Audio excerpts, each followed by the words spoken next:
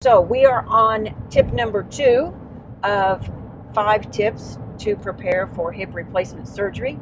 And tip number 2, Sin, is optimize your health. We talked about this last time, but again, it bears repeating. Yes, it's always good to talk to the doctor. Yeah. There are, if you're a smoker, the doctor may request that you stop smoking. Probably not may, but they probably will. Yeah.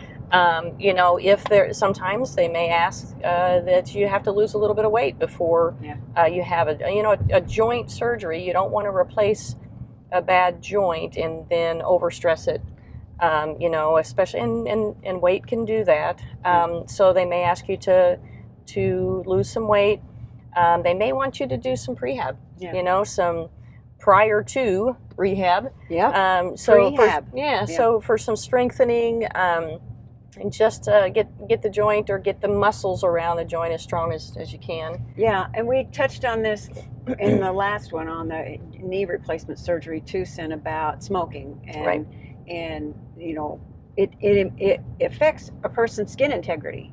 It affects their healing, their ability to heal better than if they were non-smokers. Yeah, just the general tissue, any tissue integrity with the oxygen supply and with smoking.